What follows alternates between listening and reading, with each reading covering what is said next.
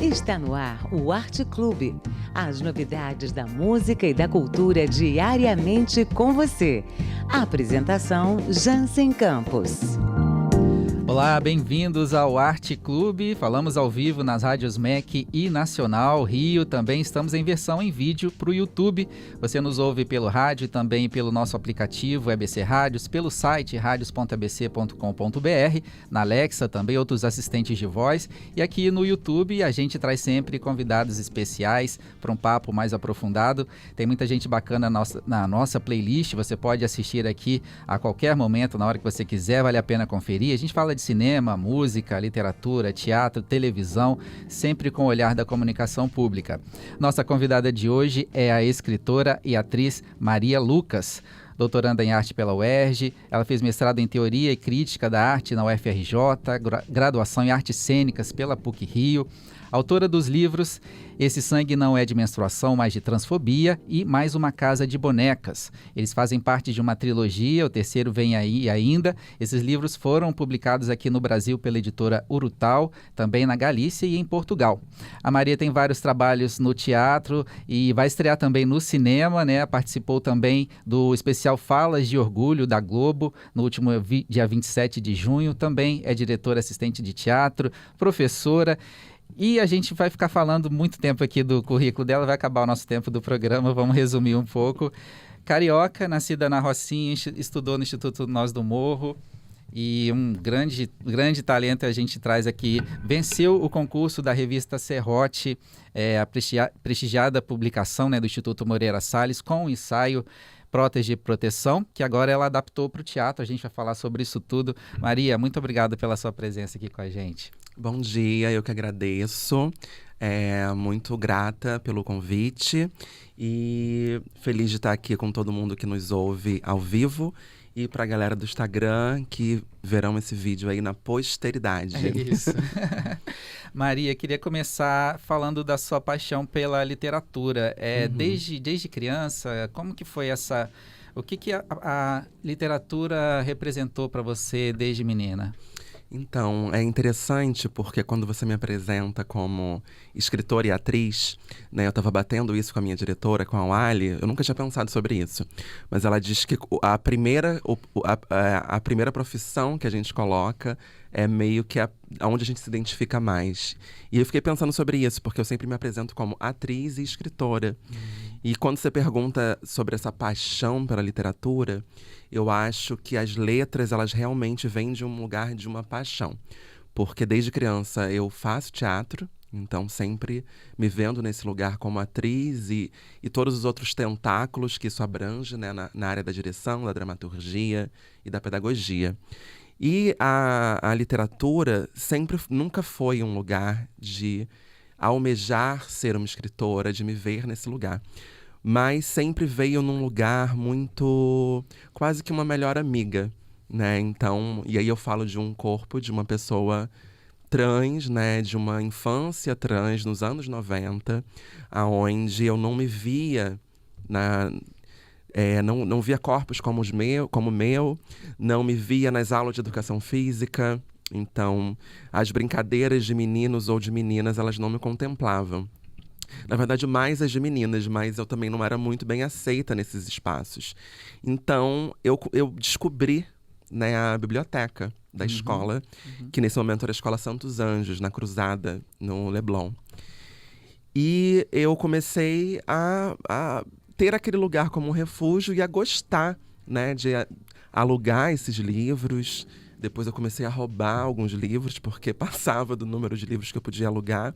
E eu comecei a ganhar, né? Tinha sempre essa coisa do aluno, da aluna, que era o prêmio de melhor leitor do ano. Então, a primeira vez que eu ganhei um livro que chama Marcelo Marmelo Martelo, que é exatamente uma criança que renomeia as coisas. E aí chega um momento que a casa pega fogo e ele, com o linguajar dele, conta para os pais e os pais não entendem. Então, isso sem muito entendimento, né? Existe o entendimento de hoje em dia, mas naquele momento, eu, uma criança com 6, 7 anos, era tão mágico pensar em poder renomear as coisas e ser reconhecida num lugar, né, de ser uma criança solitária, esquisita, estranha, e de repente, nossa, eu ganhei um prêmio porque eu leio. E eu leio porque eu preciso me comunicar, eu preciso viver. E aí sempre também tive essa coisa dos diários, né? De escrever sobre os meus processos, desde os mais básicos, né? Como foi hoje tomar um café da manhã, como foi, de repente, passar pelo Uber, e aí como foi a sensação de conversar com meu amigo dentro do Uber. Eu tenho essas coisas até hoje. Só que quando a gente chega na pandemia, e artistas também, né? A gente muito sem saber, sem perspectiva de trabalho. Eu tinha feito um mestrado e o meu orientador falava muito que a minha escrita era ensaística. E eu não entendia muito bem isso. E aí eu vi que tinha chamada para o concurso do Instituto Moreira Salles. Eu falei, acho que não sei se vai interessar muito o diário de uma travesti, não sei se eu ganho, mas se eu ganho é sobre se alimentar, né? E morar, e dormir e viver. Então eu dei uma organizada, assim, em alguns diários, em pedaços de diários meus, e enviei. E aí quando eu ganho esse concurso, que eu tenho primeiro uma noção de o que eu escrevo interessa alguém a ler, eu consigo me comunicar. E em segundo lugar, eu mando também uma parte muito grande, que era uma escrita a partir de uma violência que eu vivi nas ruas do Rio de Janeiro. E aí eu ficava assim, nossa, as pessoas vão ler isso. E as pessoas vão saber que isso aconteceu comigo, as pessoas vão saber o que eu pensei sobre isso. Então esse primeiro momento foi um pouco amedrontador, diria. Te exigiu uma coragem a mais, né? Expor esse fato que aconteceu na sua vida. E a partir desse momento de coragem, o que aconteceu? O que ele te trouxe dessa força que você precisou ter, né? Essa força te impulsionou para quê? Eu acho que tem uma relação com a literatura, com a escrita, que é, para mim, assim, né? Sobre estar dentro de casa, estar no lugar onde estou morando, despida, né? Não tem ninguém me vendo, não estou com ninguém. E jogar aquilo no papel, num fluxo exaustivo, né? E tenho esse processo da escrita comigo.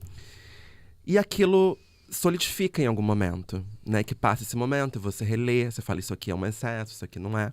Mas, de repente, aquilo vai para o mundo. E aí, de repente, isso está no mundo. E uma coisa que foi escrita entre quatro paredes, nua, suando, exaustivamente, uma pessoa em outro país, uma pessoa em outro estado me escreve e entrou em contato com aquilo. Então eu não tenho não sei se essa é a melhor palavra, mas um domínio que, por exemplo, o teatro você tem. Né? Eu vou me despir, eu vou suar, eu vou babar, eu vou gritar. E tem esse público aqui de 5, de 20 ou de 200 pessoas. E a gente se fala no final, né? E aquilo aconteceu. E aquilo vai acontecer de novo. E com a escrita, não. É uma coisa que é isso. No mundo, né? Tá no mundo. E você escreveu há 5 ou há 10 anos e alguém pode entrar em contato com aquilo nesse momento e aquilo atravessar a pessoa. Eu acho isso um barato e acho muito doido. E a força também do que é mais íntimo, né? O que você acha que é o mais individual, que você acha que realmente só aconteceu com você, mas que várias outras pessoas podem se espelhar também, podem, né, se identificar e pode confortar também as pessoas, né? Isso é muito interessante. Você disse que você começou frequentando as bibliotecas, né?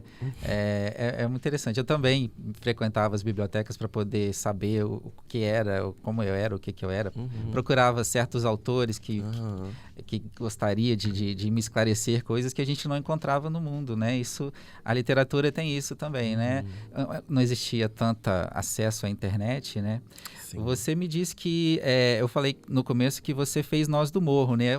Gostaria de falar um pouquinho, então, de como você entrou para o teatro. Você falou um pouquinho da literatura. Como que foi a sua entrada no teatro? Então, é isso. Diferente da literatura, desde criança, eu já sabia, sem nunca ter ido num teatro, né? Que eu queria atuar, escrever e dirigir. E eu falava isso. E brincava disso com os meus brinquedos. Então foi uma coisa que eu meio que fui atrás, assim, na escola, nessas escolas públicas que eu estudei. quando tinha algum curso de teatro, eu fazia. E eu achava que não me supria, né? Porque eu tinha uma urgência daquilo ser feito. Não tinha essa palavra na época na minha cabeça, mas profissionalmente. Não pode não ter o ensaio, não pode faltar o ensaio. E aí eu sempre juntava as outras crianças na escola e na igreja para fazer um evangelho não sei o quê, o texto de geografia não sei qual. E aí eu comecei a fazer isso. Aí tem um núcleo de artes que tinha no Cantagalo, que tinha umas aulas periódicas, e eu fui fazer um núcleo de artes. E acabei sabendo do Nós do Morro no Vidigal, né? Eu sou nascida e criada na Rocinha. E aí comecei a ir pro Vidigal e fazer aulas de teatro. E lá, né, quando eu entrei, ainda não tinha o apoio da Petrobras, depois passou a ter. Mas nesse período, era um período que eu tinha... As turmas tinham aulas o ano inteiro, né? De expressão corporal, de expressão vocal, de história do teatro, de história do cinema. E a gente montava uma peça cada final de ano. Nesse processo, né? Eu terminando a infância, entrando na adolescência, eu conheci uma diretora que chama Miwaya Nagzawa, que me deu aula no Nós do Morro. E ela foi às vezes tem, né, uma espécie de um mestre, uma mestra que desperta alguma coisa. Porque, ao mesmo tempo, eu não... Talvez por pressões sociais, né, mas eu era uma adolescente um tanto tímida. E eu, às vezes, achava que o teatro não era para mim, né? E com a Miwá, eu comecei... Foi a primeira vez que eu disse em cena: eu sou uma atriz, né? Que foi a partir do texto da Nina, da peça Gaivota, do Anton Chekhov, que a gente fez um estudo desse texto. E a partir desse encontro com a Miwá, eu comecei também a explorar outros espaços no Rio de Janeiro, né? Que não só desses espaços da onde eu vinha, né? As favelas comunidade do Vidigal ou da Rocinha. Então comecei a conhecer outros grupos, a ver que tinham escolas de teatro.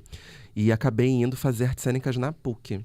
Assim, Na verdade, eu falei assim, vou fazer faculdade.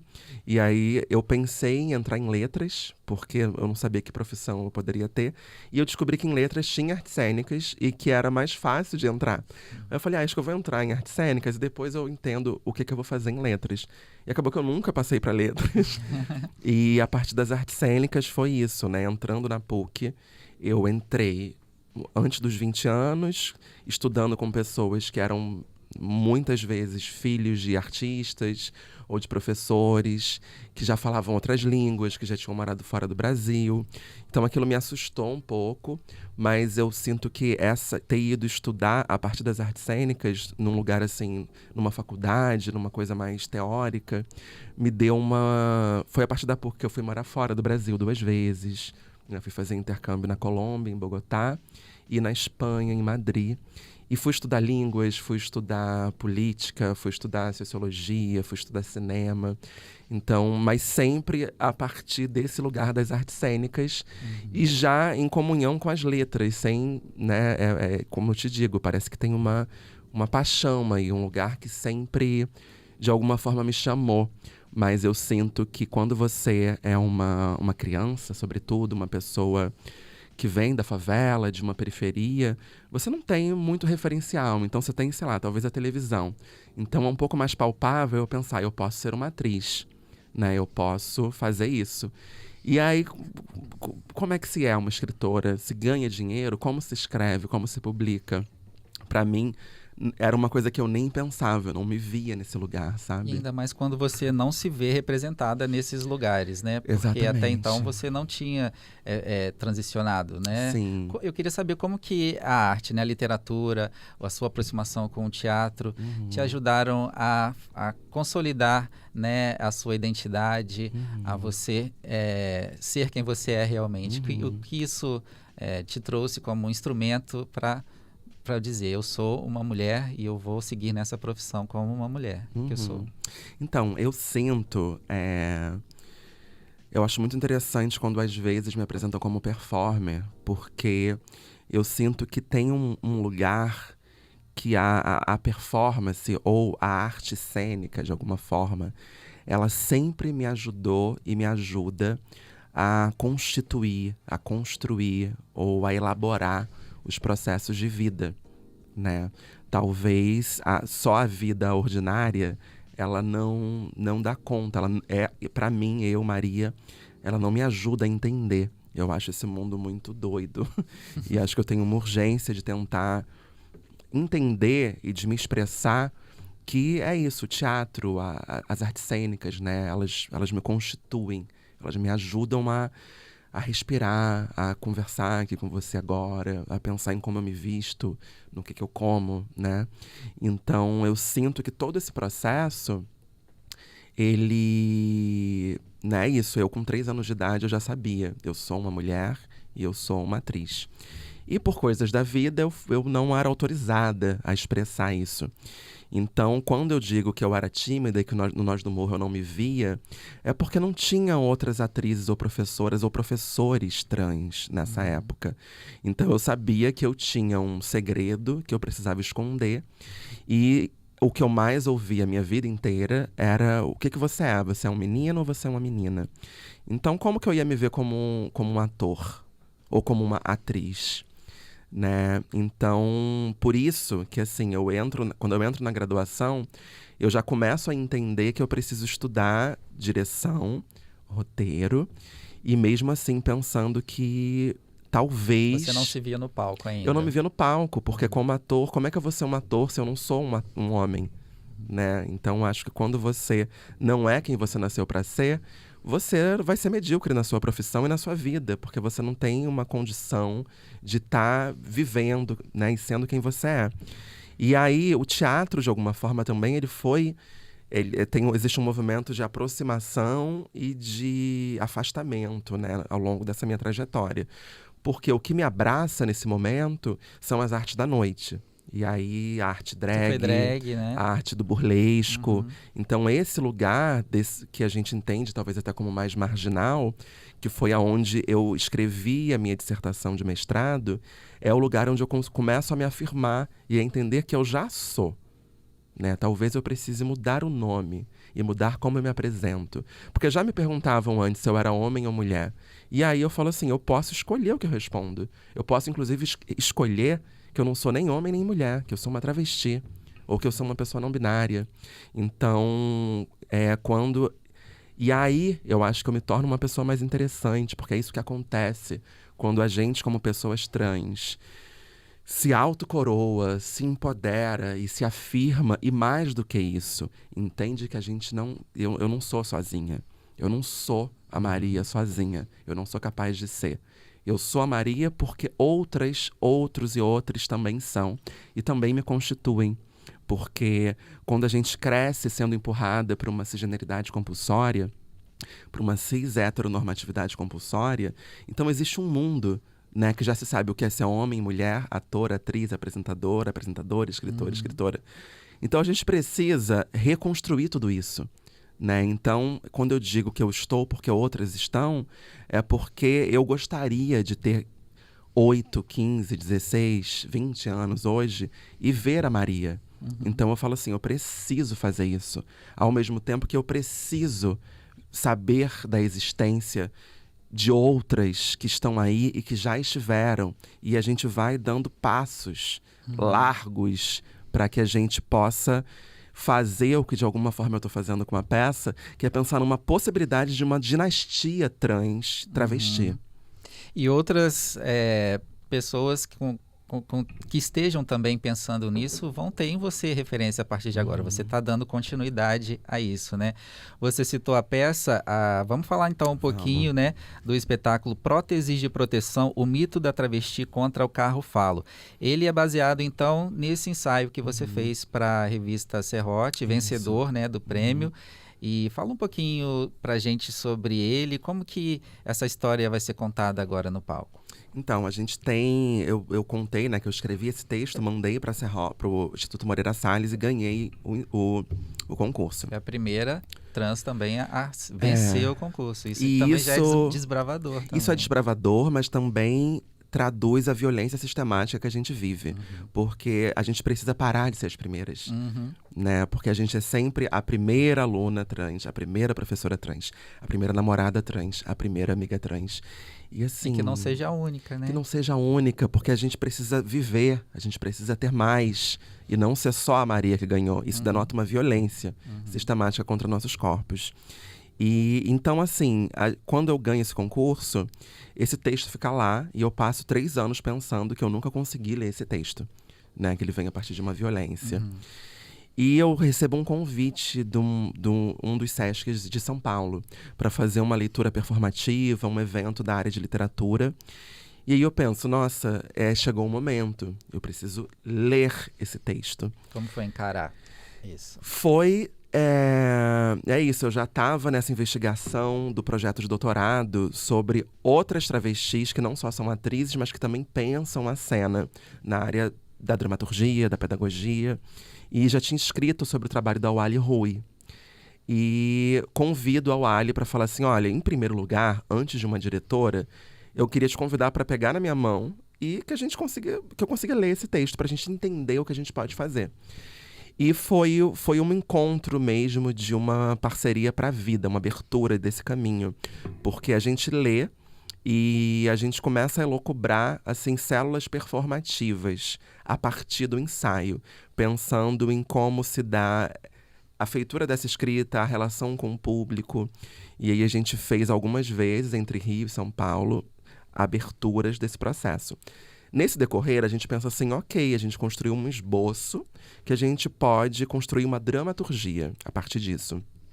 E aí eu convido o Daniel Veiga, que é um profissional maravilhoso, um homem trans lá de São Paulo também. E a gente começa a ver os vídeos dessas performances e entender como que a gente gostaria, o que a gente gostaria de escrever, pensando num outro próteses. E aí... faz parte desse meu movimento de vida também, quando eu começo nos últimos anos a trabalhar como atriz, a trabalhar mais no audiovisual e ter um pouco esse entendimento de um trabalho artístico de uma atriz, que não necessariamente eu preciso estar abrindo a minha ferida todos os dias como uma performance. Então eu penso em construir um distanciamento, a princípio de construir uma personagem. Aí você traz referências mitológicas para essa história tão real e tão profunda, né? Isso. E você traz isso pro espetáculo. Porque aí a gente começa a entender que talvez esse percurso do próteses, que agora se chama próteses de proteção, o mito da travesti contra o carro-falo, a gente está falando de uma história que ela não é só inerente à vivência da Maria, mas que ela, de alguma forma, é inerente à vivência de várias pessoas trans, inclusive não só travestis. Então, como que a gente consegue criar esse distanciamento, construir essa mitologia, pensando o que é um mito, né? O mito ele também é construído num caráter pedagógico, educativo, para que você assista aquilo, tenha uma catarse, né? e aquilo te transforme de alguma forma. Porque para mim também interessa em ser um espetáculo que ele não é exatamente para educar pessoas cis ou para empoderar pessoas trans, mas para que ele possa empoderar e educar todos, né? Seja universal, né? Seja universal, porque quando a gente conta a história de uma travesti que foi atropelada e entrou dentro dessa caverna, você como pessoa cis pode olhar aquilo e entender, né, como enxergar um corpo trans, mas você também pode pensar sobre qual é a sua caverna, o que te atropela, né? Porque quando a gente pensa para sair de casa, a peça começa com essa frase: se arrumar para sair. Isso eu penso, você pensa, todos nós pensamos. Então é sobre, quando a gente fala também sobre humanizar, né, o corpo trans. Então não são todas as pessoas trans que vão ser artistas, não são todas as pessoas trans que vão ser minhas amigas, que vão gostar de mim ou que eu vou gostar delas. Então como que a gente consegue construir nessa mitologia diversas características, né? Como que eu posso ser muitas travestis? Porque o que me incomodava a princípio também era pensar numa mitologia e me colocar como uma super-heroína que fala, né, sobre todas as travestis. E eu não posso fazer isso. Apesar de fazer várias em cena, eu não posso falar sobre todas as travestis, porque eu não sou todas as travestis, eu sou uma travesti. Você faz 1.006 personagens, Pois né? é. Sozinha em cena. E você traz também homenagem a travestis que marcaram a história, né? Cláudia Wonder, Chica Manicongo, Lá Veneno. E justamente trazendo isso que você disse, né? Essa dinastia que você dá continuidade e espera que as pessoas que assistam a você também deem continuidade a partir dessa obra de arte que você tá criando, está apresentando a elas, né? É por aí também. Sim, é quando... Inclusive, desculpa, inclusive a equipe também é formada por pessoas trans, em sua maioria, né? A diretora, você citou também aí um outro integrante da equipe, e isso é essencial para essa legitimidade, para essa força, né? Sim, a gente tem uma equipe majoritariamente, em sua maioria, composta por pessoas LGBT, e a gente tem pessoas trans em cargos importantes. Isso se dá em primeiro lugar porque são as minhas referências, são os meus afetos. Então, independente de serem trans. E óbvio que, de repente, eu olho e falo, nossa, a minha diretora, e que constrói a dramaturgia junto comigo, é a Wally Rui, é uma travesti. A minha diretora de movimento é a Imoira Mikau, que é a diretora da Cia Sacana, lá em São Paulo, é uma travesti. A diretora musical é a Navalha Carreira, que também é uma travesti. Tenho essa supervisão do Daniel Veiga, que é um boy trans. Então, assim, e aí a gente vai percebendo que quando eu falo sobre a humanização do corpo trans, né, é sobre... Essas pessoas não estão nessa ficha técnica porque eu quis cumprir uma cota, mas porque são as pessoas que me atravessam e que me inspiram e que estão vivendo nessa contemporaneidade, nesse mesmo tempo e espaço que eu. Então, quando eu convido a Wally a princípio, lá atrás, é porque eu falo assim, nossa, essa travesti, a gente tem uma idade um pouco parecida, a gente está trabalhando em cidades próximas, ela está construindo uma história como professora, como pedagoga, como diretora. Eu preciso me aproximar dela, a gente precisa se comunicar e se conhecer. Inclusive é isso, a Wally, ela trabalha 6 anos no Senac como professora, né? Então ela dirige peças nesse contexto. E o Prótese de Proteção, agora, é espetáculo, é a primeira peça profissional da Wally. Né? Ela tem experiência no Teatro Oficina, né, com o Zé Celso. Teatro Oficina durante muito tempo, então também eu sinto que não tive a oportunidade de trabalhar com o Zé Celso, mas a Wally é uma chama, é uma labareda ali daquela Discípula, oficina, né? uma discípula. Então ela traz... Eu sinto que eu tenho essa presença porque ele constitui a maneira dela de entender e de construir a cena, de se construir como artista. É muito forte isso também, você, querendo ou não, você está se tornando referência também para as outras meninas, né, que estão se descobrindo e que não tinham referências. Como você não teve referências, agora elas têm, a partir de você e outras também, né? E até pouco tempo atrás, não seria raro um homem cis fazer um papel de uma mulher trans, né? O trans fake. Até pouco tempo atrás isso acontecia. E como que você vê isso agora? Tem acontecido menos? Ainda acontece? Qual a importância de se discutir isso ainda hoje? Olha, infelizmente ainda acontece. Ainda tá aí na TV, ainda tá no streaming. Então, quando a gente pensa sobre, pra mim, assim, que sou uma profissional dessa área, me bate muito forte também na empregabilidade. Porque quando você emprega em qualquer área, em qualquer lugar, seja como diarista, seja como professora, enfim, uma travesti, uma pessoa trans, você tá ali dando uma oportunidade para uma pessoa que às vezes a gente não tem essas oportunidades, né? Muitas no Brasil vezes. O destino é a prostituição compulsória, né? Exatamente. Sim. E aí né, e a gente esbarra também nisso de eu estar construindo e fazendo todas essas personagens na peça, porque eu sinto que eu vivo um tempo e um espaço que é mais possível.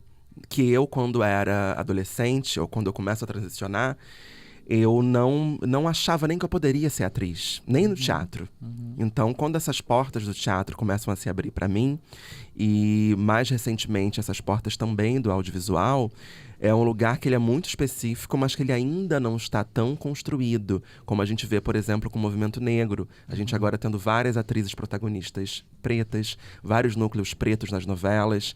E nos anos 90, nos anos 2000, a gente tinha uma pessoa preta, às vezes no elenco de uma novela inteira. Sim. E é isso que acontece atualmente com atores e atrizes trans. Então, quando eu vou pra cena e eu me permito fazer uma anciã, uma menina, uma escritora, é sobre também delimitar e fazer personagens que não me deram até esse presente momento. Exato. E para dizer que a gente pode, porque eu sou uma atriz, eu tendo uma direção, tendo uma equipe, eu posso pegar qualquer tarefa, por mais difícil que seja, e me Com colocar certeza. ali.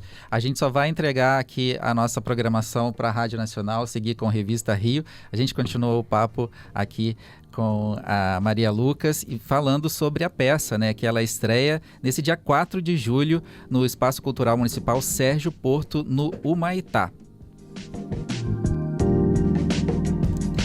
Vamos continuar o nosso papo, Maria. A gente terminou aqui o papo na Rádio Nacional, a gente segue aqui no YouTube e na Rádio MEC para a gente convidar o nosso ouvinte, então, para a sua estreia, né? Para a sua temporada. Fala um pouquinho para a gente, então. Estreia dia 4, sextas e sábados, né? 8 da noite, domingos às 7, espetáculo gratuito.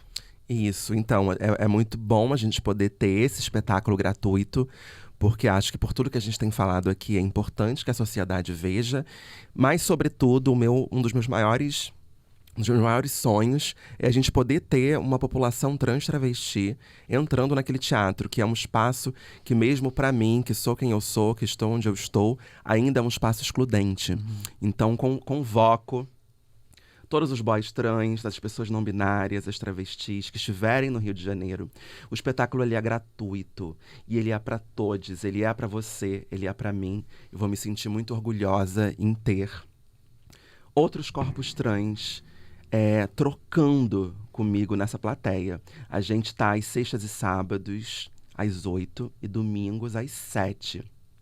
Mas para o final da temporada, a gente tem 2 sessões extras, para quem não pode ir tão tarde ao teatro. Sábados 19 e 26, né, às 5 da tarde. Isso. E mais para o fim da temporada também, eu vou estar dando uma oficina que chama Corpo Coro. É uma oficina também gratuita. E Corpo Coro é um dos títulos de um dos capítulos do ensaio Próteses de Proteção. E a gente trabalhou muito isso na feitura do Próteses de Proteção, o mito da travesti contra o carro-falo. E eu venho investigando essa oficina que é de corpo, palavra, cena, performatividade, em diversos espaços ao longo dos últimos anos, entre Rio de Janeiro, São Paulo e Recife. Então eu vou gostar muito, estarei aberta para essa troca, para quem quiser participar dessa oficina, Muito que também bacana. é gratuita. Peraí. Olha, então o ensaio também está disponível online, né? A gente pode baixar e ler. Onde que a gente pode encontrar? No site do Instituto Moreira Salles? Então, se você entrar num lugar chamado Google e você colocar Próteses de Proteção Maria Lucas, Vai direto. aparece lá o PDF do ensaio. Acho que pode ser interessante ler o ensaio e assistir a peça para também perceber as similaridades, porque acaba que o ensaio ele é a obra base para a construção da dramaturgia. Bacana, muito, muito legal. Então, do dia 4 ao dia 27 de julho, no Espaço Cultural Municipal Sérgio Porto, na rua Humaitá, 163, no bairro do Humaitá. Então, gratuita, o espetáculo é gratuito, você pega o seu ingresso 1 hora antes, lá no teatro, e vai então assistir a esse trabalho lindíssimo da Maria Lucas. Maria, muito obrigado mais uma vez pela presença aqui com a gente. É pouco tempo para tanta história, para tanto conteúdo legal que você traz para a gente, mas acho que a gente deu um gostinho para quem quer te seguir. A gente pode te seguir como nas redes? Então, meu Instagram, ele está @BelaMariaLucas. Bela. Que é o nome a minha personagem nos 2 primeiros livros se chama Ela, e no terceiro, que eu ainda estou escrevendo, ela passa a se chamar de Bela. E para quem quiser adquirir os meus livros, eu envio para todos os lugares do Brasil. Também teremos alguns exemplares na porta do teatro durante a peça, que pode comprar através do Pix. Inclusive, enviar presentinhos por Pix para a atriz. Claro. Mas assim, eu gostaria de lembrar que o texto Próteses de Proteção da peça, ele é construído a 4 mãos, né? Ele é construído também com a direção da Wally e com a supervisão do Daniel Veiga. Na verdade, 1, 2, 3, 4, 5, 6 mães. E aí, é só porque é isso, assim, esse espetáculo, ele é sobre eu sou porque eu não estou sozinha. Eu sou porque estamos juntos. É sobre isso. Muito legal. Estaremos todos juntos lá no teatro também, Por favor. curtindo o trabalho da Maria. Gente, muito obrigado pela audiência mais uma vez aqui. Confira os nossos outros papos na nossa playlist do Arte Clube e a gente se encontra no próxima oportunidade. Valeu!